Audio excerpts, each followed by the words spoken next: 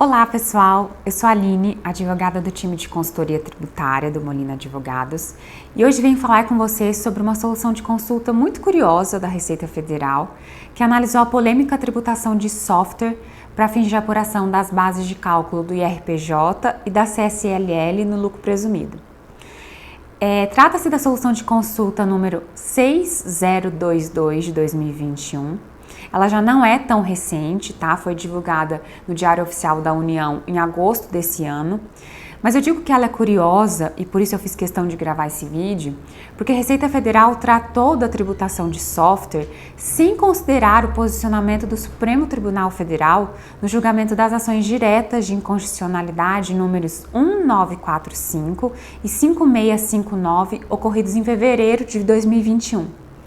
Nessa solução de consulta, a Consulente, que é uma empresa desenvolvedora de software e sujeita ao lucro presumido, para apurar corretamente as bases de cálculos dos impostos federais, questionou a Receita Federal se a venda de software de prateleira e software sob encomenda teria natureza de prestação de serviço ou de comercialização.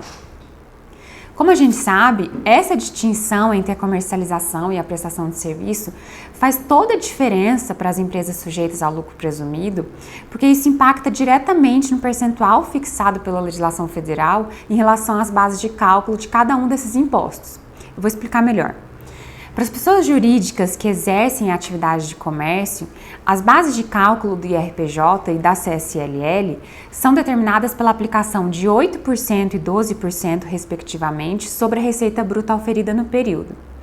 Já as empresas prestadoras de serviço, na apuração das bases de cálculo desses tributos, aplicam sobre a receita bruta o percentual de 32%. Então vejam que a tributação das prestadoras de serviço é muito maior do que as empresas que lidam com comércio. Ao analisar esses questionamentos feitos pela Consulente, a Receita Federal, surpreendentemente, entendeu que a venda de software de prateleira, ou seja, aquele pronto para uso, em formato padrão, ele se enquadra como uma comercialização de mercadoria. E a venda de software sob encomenda, aquele personalizado para o cliente, caracteriza-se como uma prestação de serviço.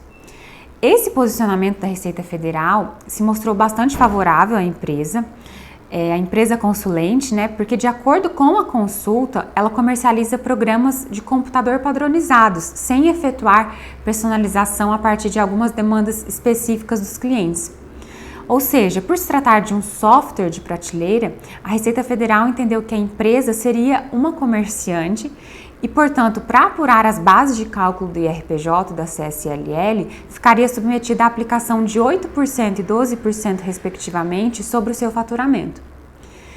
Esse entendimento da Receita Federal, apesar de beneficiar o contribuinte, diverge um pouco do posicionamento do STF adotado no julgamento das ações diretas de inconstitucionalidade, porque nele o STF entendeu incidir sobre as operações de licenciamento de cessão de direito e uso de software, ou ISS.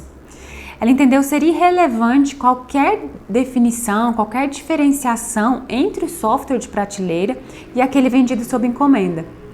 Então, para o STF, não faz diferença se a venda é de software de prateleira ou sob encomenda. Qualquer uma delas é caracterizada como uma prestação de serviço, de acordo com a STF, e deve ser tributada pelo ISS, principalmente porque esse serviço de licenciamento e cessão de direito de uso de software encontra-se na lista de serviços da Lei Complementar 116 de 2003. Por isso, não há que se falar em comercialização de mercadoria e principalmente em tributação pelo ICMS. Então, se a gente seguir essa lógica adotada pelo STF, apesar do entendimento da Receita, nos parece razoável que os contribuintes desenvolvedores de software submetidos ao lucro presumido, independentemente de comercializarem software de prateleira ou sob encomenda, devem apurar as bases de cálculo do IRPJ e da CSLL como prestadores de serviço e, em razão disto, ficam submetidos ao percentual de 32% sobre a receita bruta para fins de apuração do IRPJ e da CSLL. Então, o que parece é que, por algum equívoco, a Receita Federal desconsiderou totalmente o entendimento do STF e aplicou, nesse caso, uma tributação mais favorável para a empresa, o que soa muito estranho, Mas conhecendo a ânsia arrecadatória da Receita Federal, eu acredito que esse posicionamento pode ser revisto e modificado.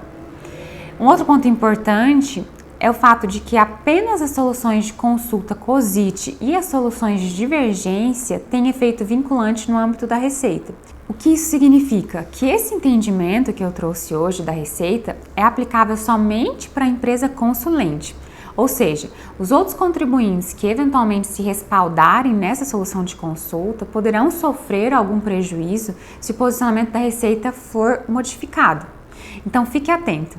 Se você ficou com alguma dúvida, entre em contato com a gente. Eu vou deixar aqui embaixo o nosso e-mail e o nosso telefone de contato. Obrigada e até a próxima.